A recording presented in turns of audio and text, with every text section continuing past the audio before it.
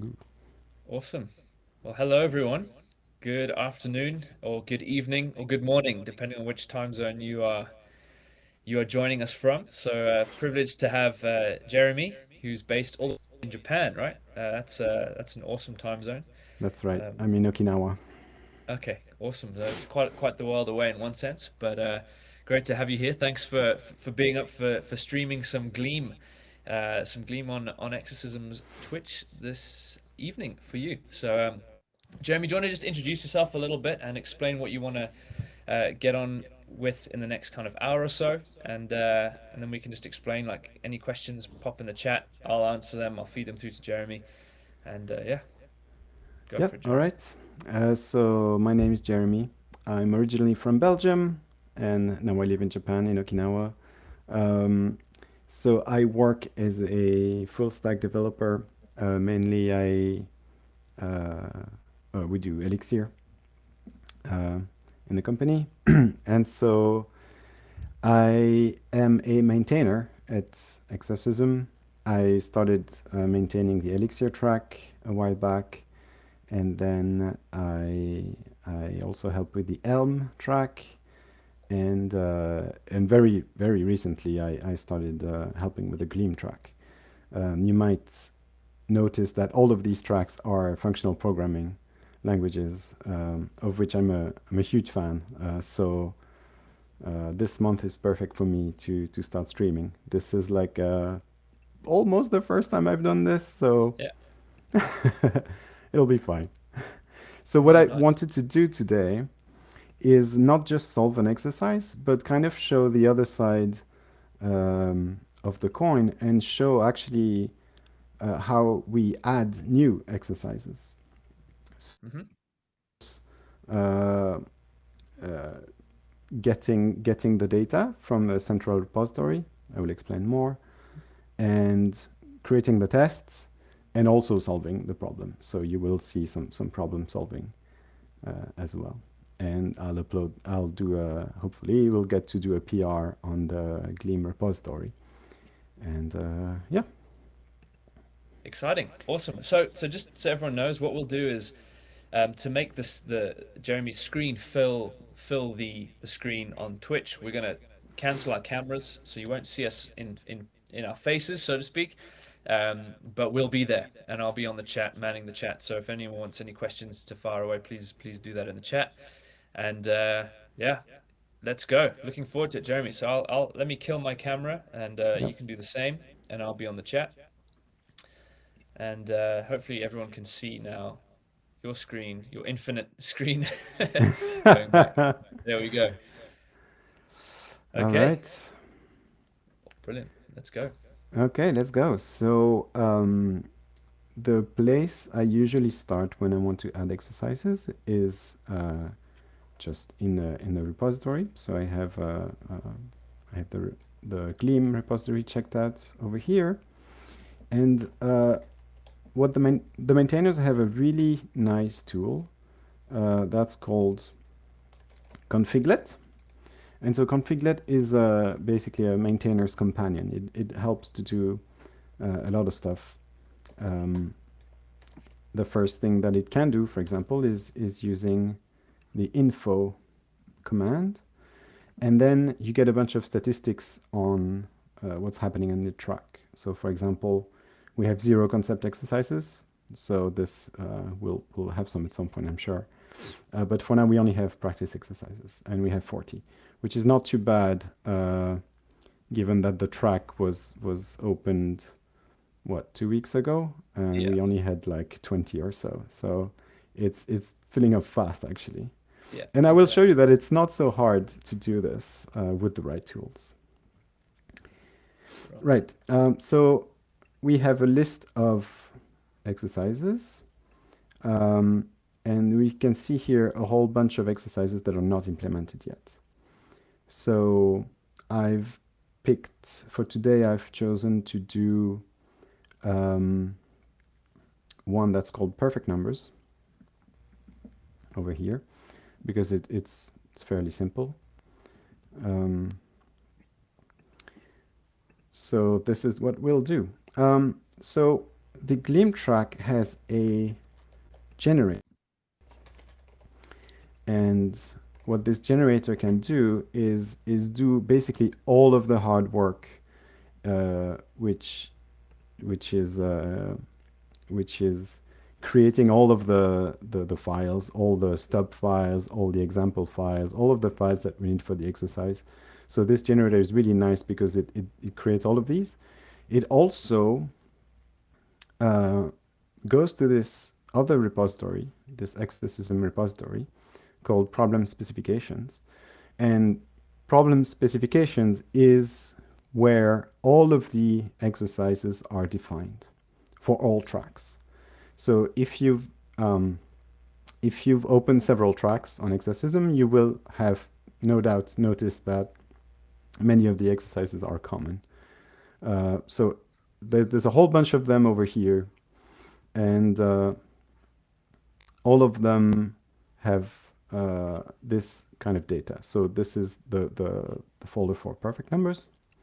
There's 3 files. There is a description. So this is the description that you see when you open an exercise on the website.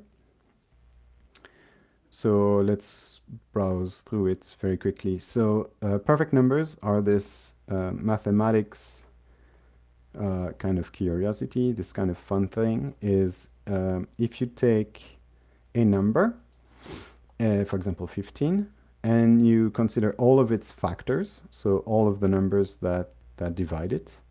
For 15 you would have 1, 3, and 5. If you take the sum of those factors, you will get a number.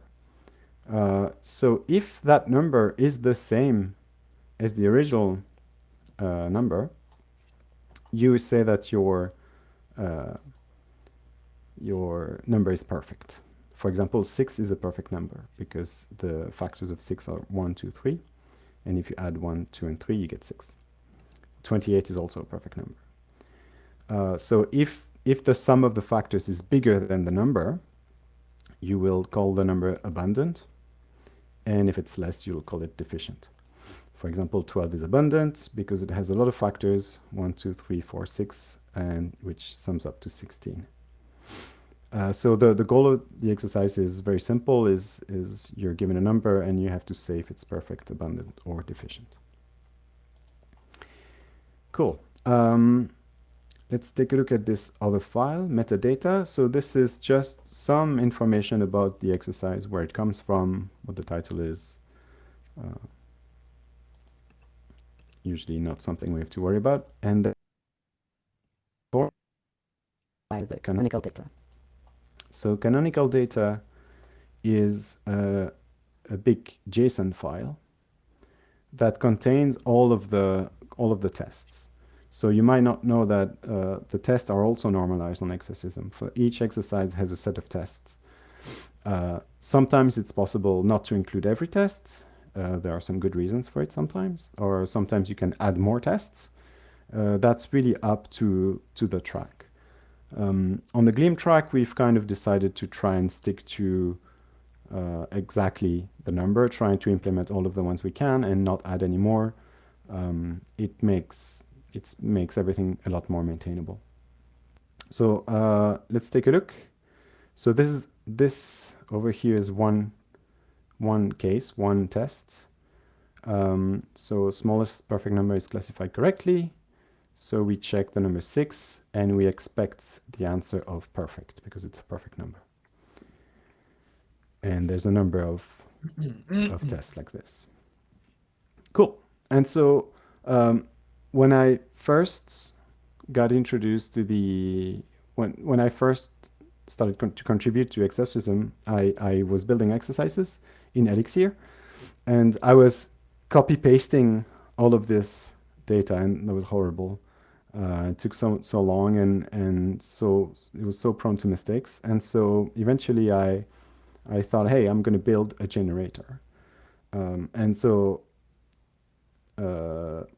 it ended up being so helpful. And later I built a generator for Elm, and I also built a generator for Gleam. And so let's see it in action. So I have a little script here, generate practice exercise, perfect numbers. I just run it. And so what it does, it updates configlets. It downloads all the data from the repository. It creates all of the files that I need. It also, yeah, it creates all that stuff, and it's really great. So it tells me here all files are created after implementing the solution test and configuration. Please run these two commands. So we'll come back to that. So let's take a look. If we do git status, you'll see that two things were changed. The config.json, this is the configuration file for the whole track. We'll take a look later. And a folder was added, exercise practice, perfect numbers. So let's find it. Okay, so those are the green files over here. And you see that I'm just going to open everything. It created a whole bunch of files. So first of all, the instructions are here. We have configuration files. We have the stub, the exercise stub. So this is the function that we have to implement. So this is what you would see when you open a new exercise on the website. So this is where it's created. And there's another file that's called example .gleam in this case. And this is where I have to provide a solution to kind of prove that it's possible to solve this exercise in Gleam. So this solution is usually not public. I mean, of course, you can see it on the repository. So it's just the proof, right, to make sure it's possible to do. And then it's also generating a bunch of Gleam files. Those are all standard for Gleam anyway. And most importantly, we have the test files. And you can see that the generator grabbed the file over there and munched it up and spat out a really nice set of tests. And I expect that for something simple like this, there really isn't that much that I need to change. So the generator isn't that smart. It makes many mistakes, but it's expected because it's better to do things by hand and make sure that everything is working well. At least that's one philosophy. So what I would like to do is open the tests in that corner, and in the other corner have the solution here. And I'm gonna cd into the directory, perfect numbers, there we go. And basically here I can run Gleam tests, and what Gleam test will simply do is just run all of the tests. Right now it's going to fail, obviously, because nothing is done, but at least it compiles, which is pretty cool. It doesn't always compile because sometimes the generator is not good enough, but all of this compiles. All the tests fail, of course, but it's still pretty nice. So let's first clean up a little bit. So the first thing I usually do to clean up is this. You can see here the function classify. It has this number thing. So number, the first number is actually a label. It's a way to label this field in the argument. In this case, it's not needed because there's only one argument and there really isn't a way to get it wrong. So it's really useful when there's many arguments. For example, the fold function, I always use the labels for that because I never remember which order things come in, It's really nice. But when there's only one, there's no ambiguity, there's no point. So I'm going to go in the test here and get all of these labels and just remove them. There. Next, I'm going to look at what the answer is here. So when we classify 6, we expect okay, perfect. But this is not so nice because the big strength of Gleam is that it's a typed language. So it's way better to create some custom types for it. It's way better than a string because you can pattern match on it, and you can make sure that you've gone through every possibilities and stuff like that if it's a type. Where if it's a string, all bets are off. So I'm going to create a public type. What should I call it? So it will be either perfect, abundant, or deficient. I'm going to look at the instructions for inspiration.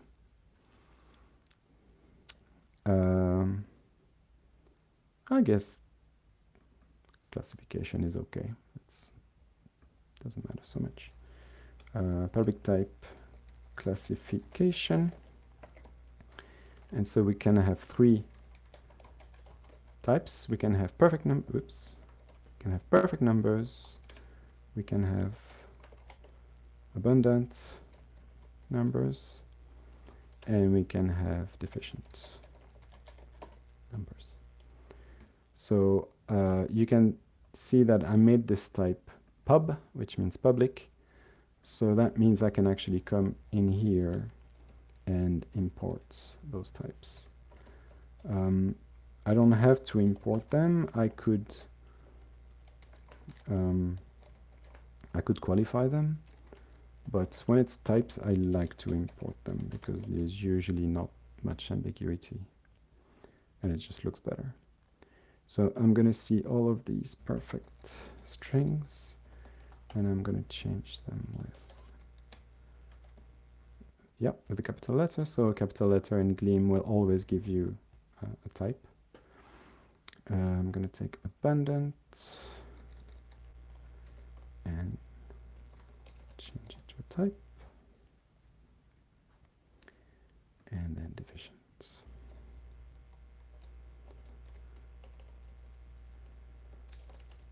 Okay, so that looks good. And so now when we have a number that's perfect, abundant, or deficient, we get okay, perfect. So that means I have to change the type here of this function. So this type will return a classification. But you see that it's a result that can either return a classification or a string. So what are these strings? We're going to look at the last tests. And basically, we can see that there are some errors that are possible. So not all numbers can be classified properly because, for example, 0 or negative numbers, we say they don't have factors. We don't want to consider them, so the function will not deal with this. So we could leave the error as a string because in this case, the error is really nice to read. But this is Gleam, so we go full power on the types. So I'm going to make a new type called error. And in this case, there's only one type of error here. Classification is only possible for positive integers. So I'm going to say this is a non-positive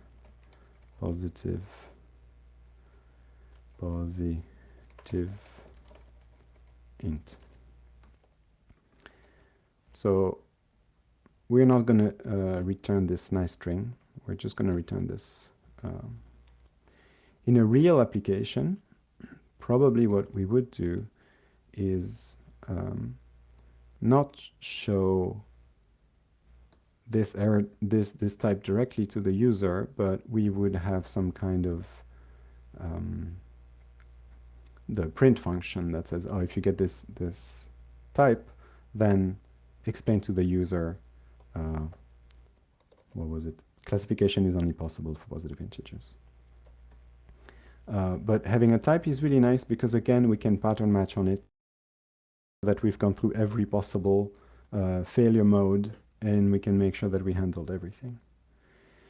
Okay, I'm going to save, and I can see straight away that something is wrong because Gleam has this really, really nice built-in formatter, which runs every time I save the file. So it's so satisfying when you run it and everything click, moves into place. It's great. Work. I suspect that I have some extra brackets somewhere. Boop. You see, it just falls into place. It's beautiful. I love it. I just love formatters. I cannot code without it. Great. And so now the last thing we can do is say that this result will not return a string in case of error, but it will return an error. And I should probably import that error as well. Cool. So I'm going to save those guys, and I'm going to say Gleam test just to make sure that things work. Well, they don't work because I haven't implemented the function, but it all compiles. It's all fine. It's giving me a warning, unused variable. Yeah, because obviously I haven't done anything here. So at this point, we are basically, we have reached what a student would see on the Exercism website. So they open the exercise, they see the instructions, they open the editor, and then they will see this file. And then we can get cracking at solving it.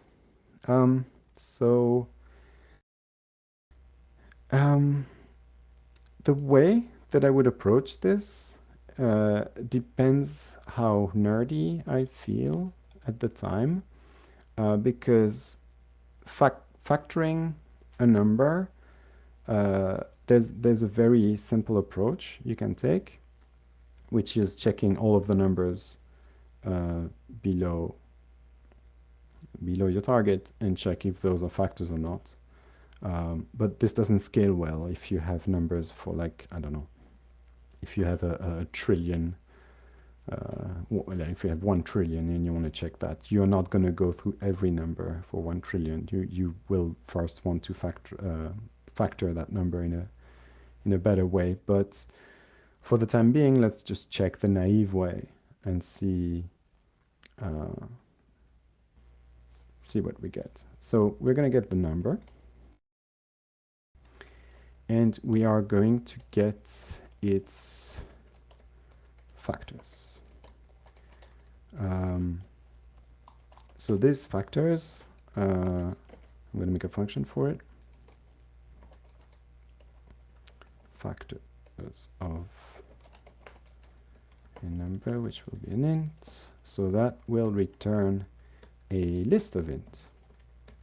So all of the factors.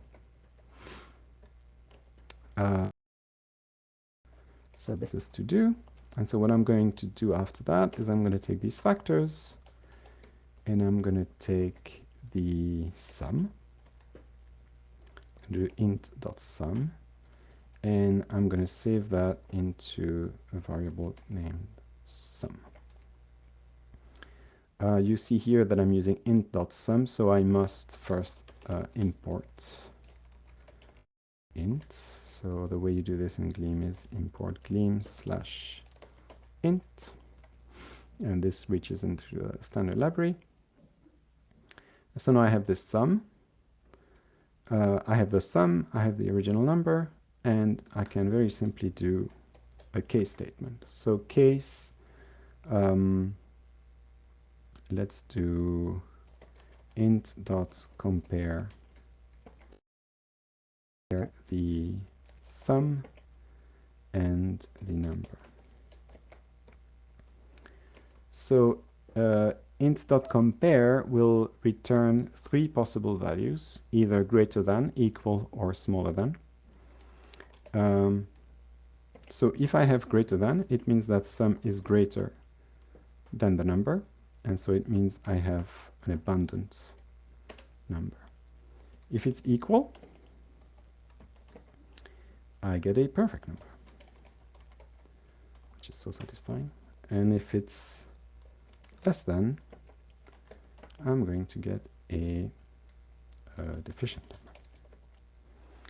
So these greater, equal, and less than, they're not imported by default, so I have to do it.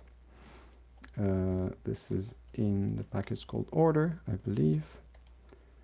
Greater than, equal, less than.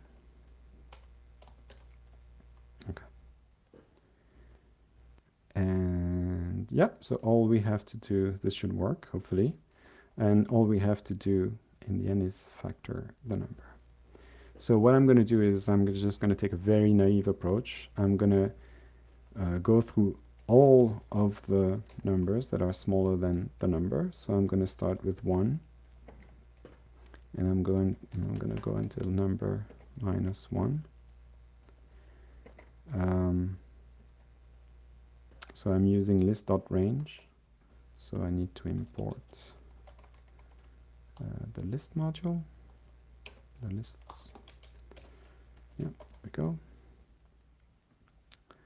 Oh, I just realized now that I cannot just do this. I need to do OK. And so now this will return a classification, not a result classification error. We'll do that later. So I have all of my numbers, and simply what I'm going to do is filter out all the ones that I don't want. So I'm going to filter these numbers with a function of n, and n will say, is that number n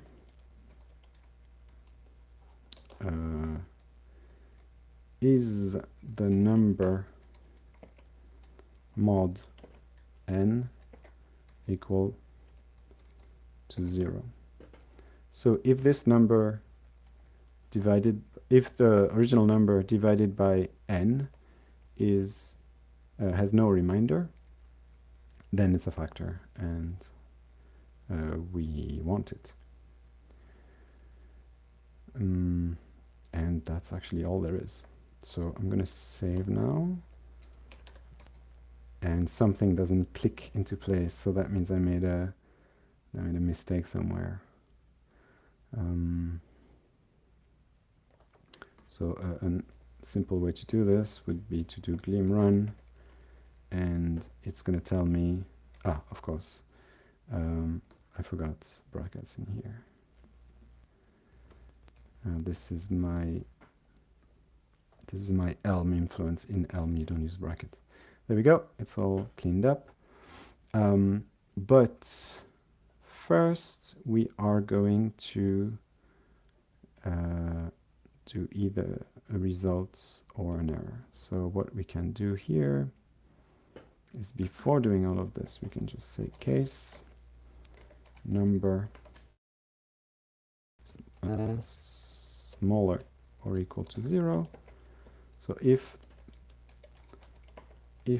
the number is smaller or equal to 0, we return error. I hope that's going to work. I think it's going to work. I think it's going to figure out what I mean. Although those are maybe not great names. Maybe we should change that later. Okay, and if it's not smaller than 0, then we're going to do all that stuff.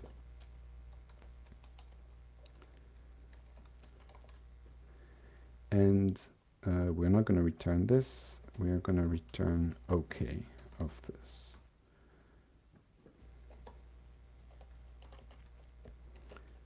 Okay.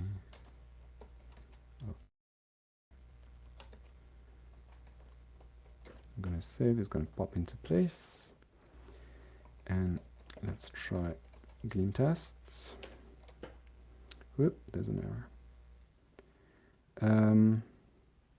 What does it tell me? it tells me the type of this return function doesn't match the return type annotation of this function.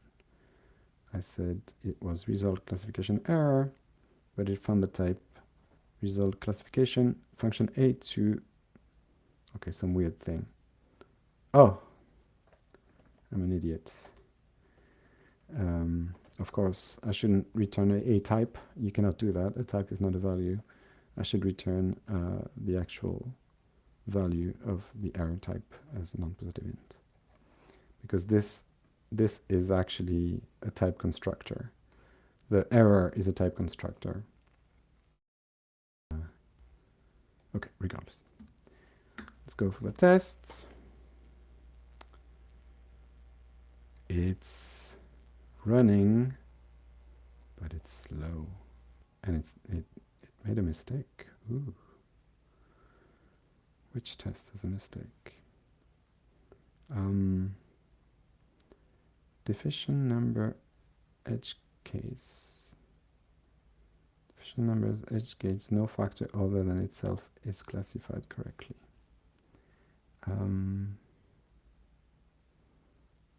No factor other than itself is classified correctly. Oh, it is this test. Oh, 1. Ho ho, tricky. Yes, that's because in the case of 1, my range is going from 1 to 1 minus 1, which is 0. So it's actually going backwards. It's going to give me the numbers 0 and 1. But I don't want that number 1. So what are we going to do? Okay, we're going to take a shortcut. We're going to say here, we're going to pattern match on the number itself. So if the number, we can add guards to this case statement. So we can say, I'm going to pattern match on the number. And if I get anything, but if number is smaller or equal to 0, then I return an error. And then if I get anything, but if, no, not anything. If I get exactly 1, I'm going to say that it's deficient. And if I get anything else, then it's going to be the general case. Okay.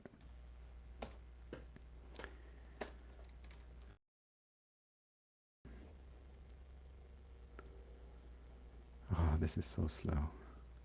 Okay. We have a solution that works.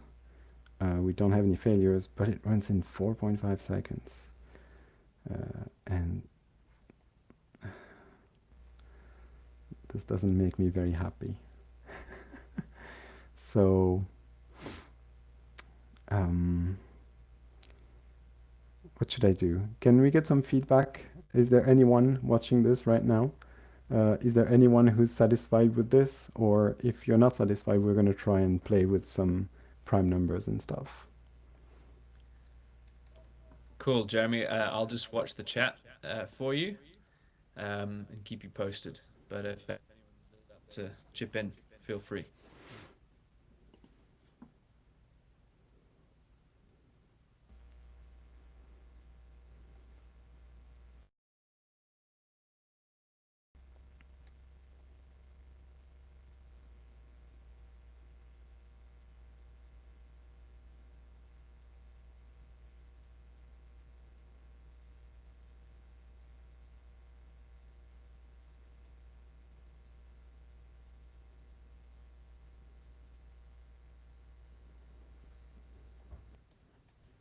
Okay, just answering some questions here. For example, the official calendar for the Twitch casts. We do have an official calendar. We're currently testing it. I will share it below and in the chat itself, so you can subscribe to that as well. But then all of the events that are coming up will also be on the website. There's a schedule. I think it's on the track specific page. Sorry, the functional February page.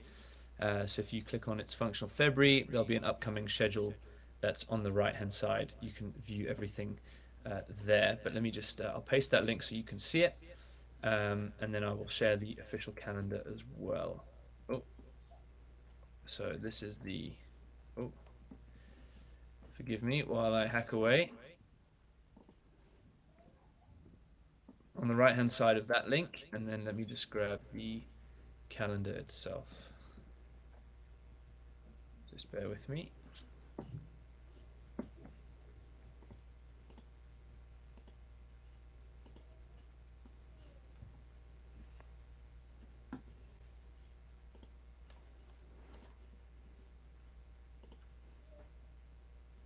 So if you want to try this out, hopefully that should be the Twitch schedule that's coming up in the next couple of weeks.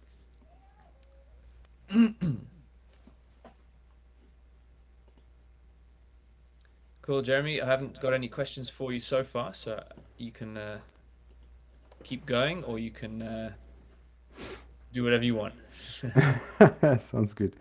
Well, let's then let's finish the rest. Let's pretend this is our final solution. We can always come back and change it. Like I said, it doesn't actually matter so much. It's just a proof that it's doable, and so this is doable. Even though it's kind of slow. I don't like it so much, but yeah. So what we can do now is, again, if we pretend this is the final solution, we're going to put this solution and we are going to paste it into the example solution. So this is where it belongs. And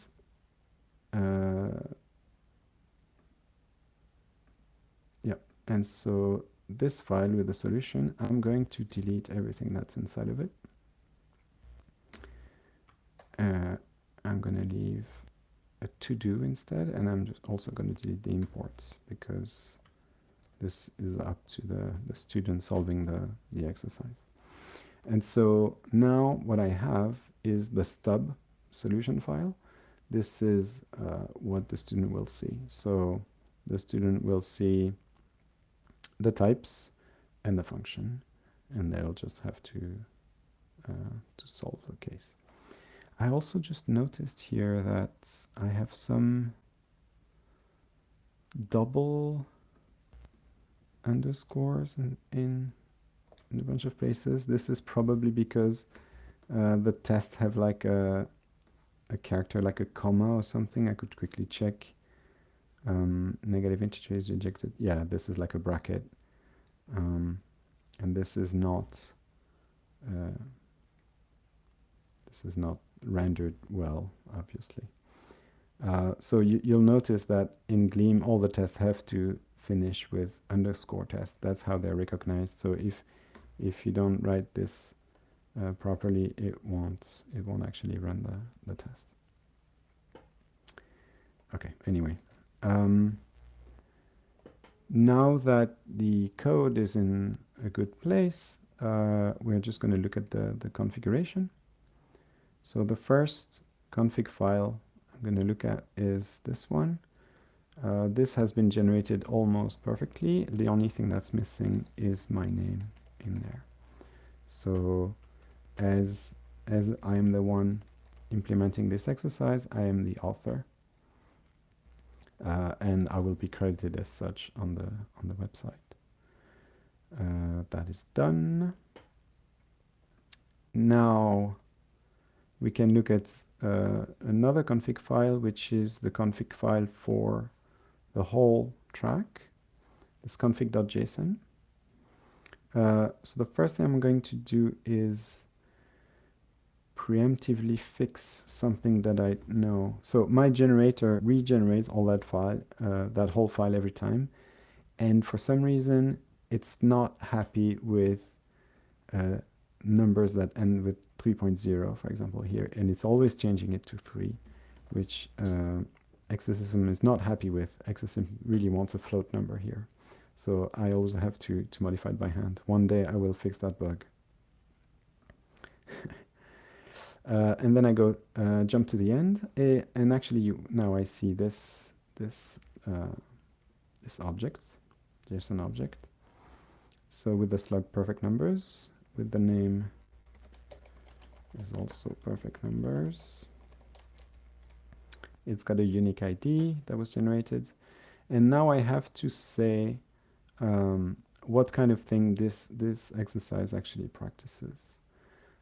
So if I usually determine this by looking at what I actually needed. So To know about int, I needed to know about math because there's like factoring and stuff. This doesn't format it automatically because I changed my configuration recently and everything broke. It's fine. I also needed order.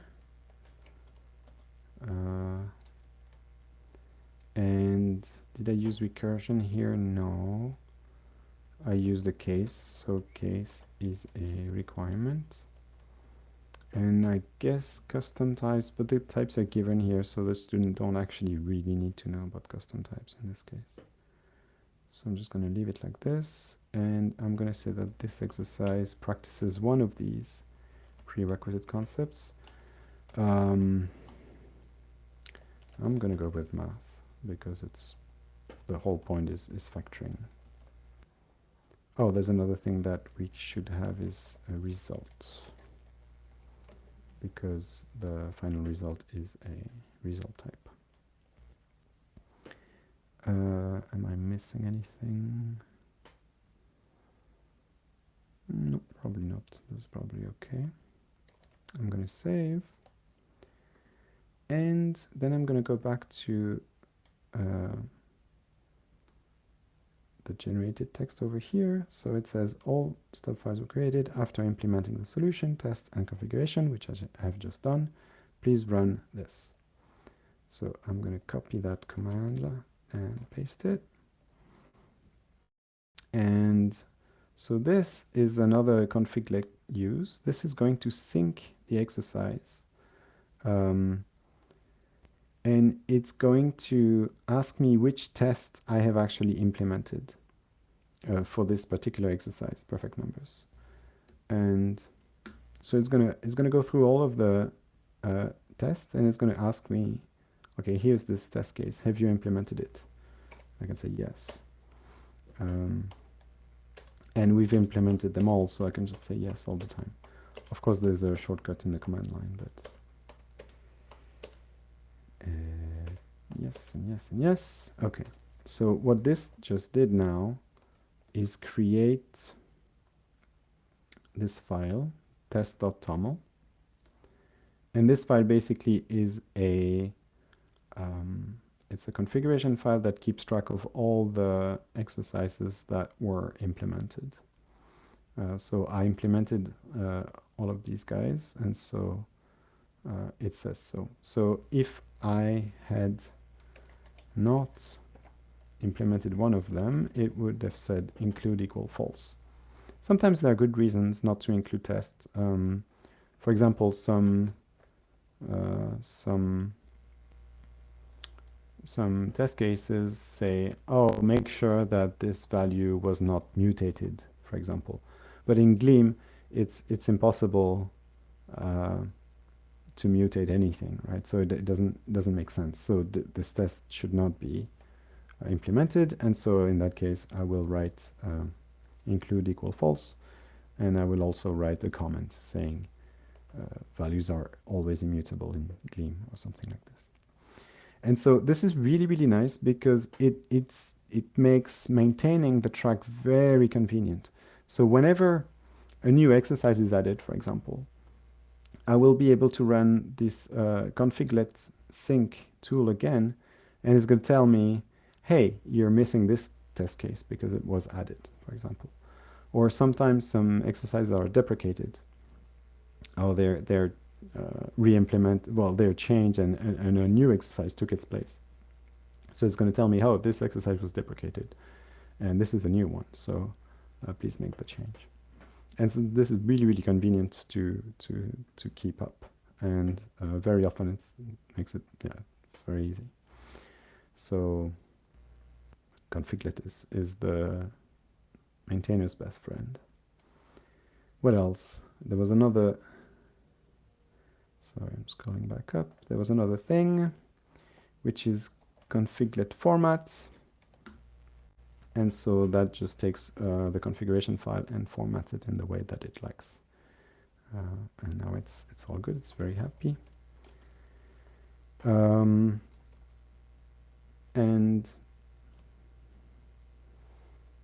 I'm assuming nobody cares that my solution is not so good. Did you hear anything, Jonathan?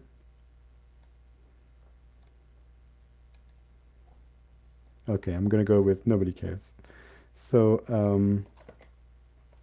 I'm gonna create a new branch.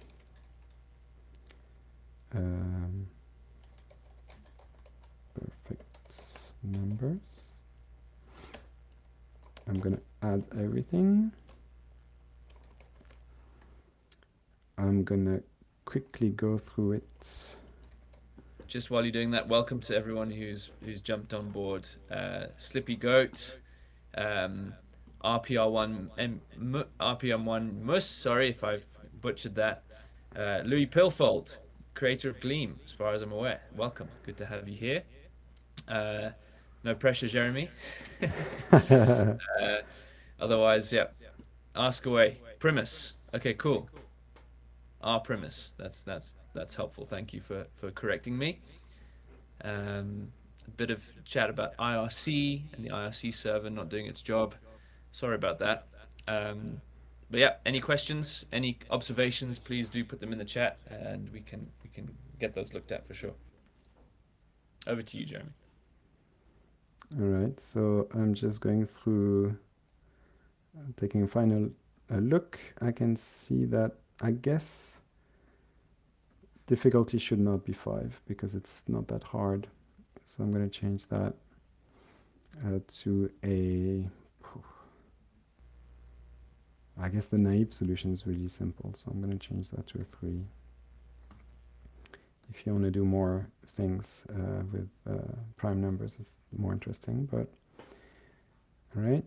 The instructions have no reason to be wrong. This is fine. This is fine. This is fine. And this is all fine. So I'm going to commit and say add practice exercise.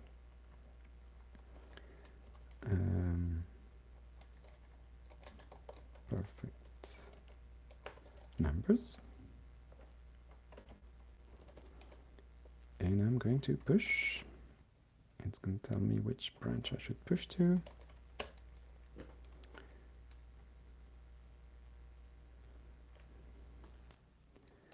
All right, and so I'm going to go on the GitHub repository. It's going to tell me that there was a push. I'm going to label my PR. I'm going to say that it's a practice exercise.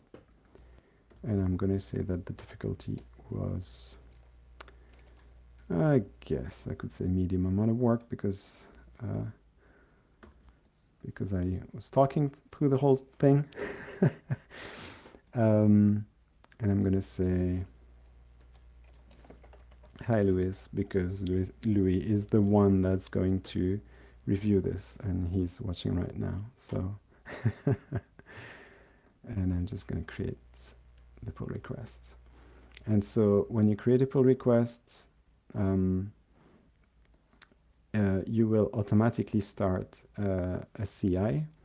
So there's two things that are running. Is configlet is going to check that all my files are well formatted and such. And it's also going to run a test suite. So it's going to test that all of the exercises have a proper solution that actually passes. It's also going to check that everything is formatted well and stuff like that. While it's doing that, maybe I can show that we can run this locally. and I guess we should, and usually I do. So there's a binary called test, and I just need to point it to which test, which exercise I want it to run, and then it's running it, it's making a copy, compiling it, and all that stuff, and it's going to run in very, very slow, very slow time, but it's going to pass, and so my tests are going to pass. It's all good. If you don't specify which exercise you want, it's going to go through all of the exercises and check all of them. And my embarrassment will be complete when all of these and compile in and run in less than the 0.1 second or something. Okay, and so this takes a little bit, and then it'll be ready for review. And that's all I got. Cool. Oh, Jeremy, that's awesome. Thank you so much. Thanks to everyone who's popped on. I'll let's make our cameras live. Oh, Jeremy, there you are. Oh, there we go.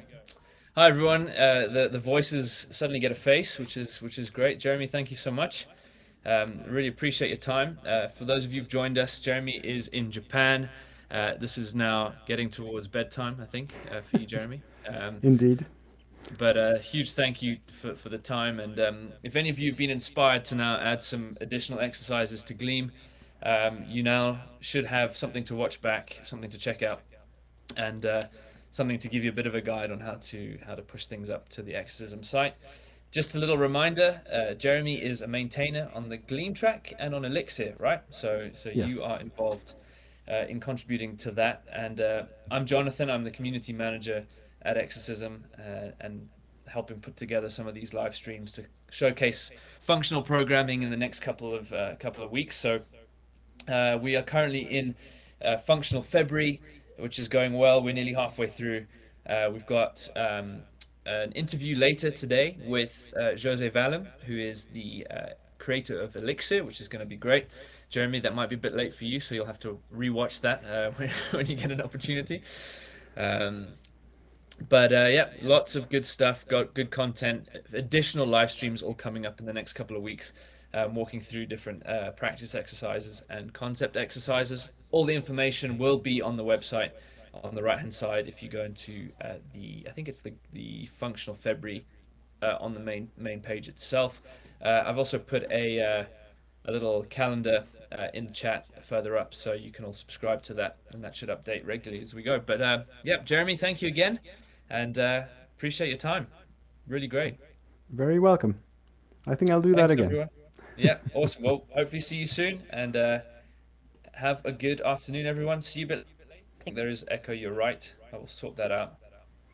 But in the meantime, have a wonderful day. Cheers. Goodbye.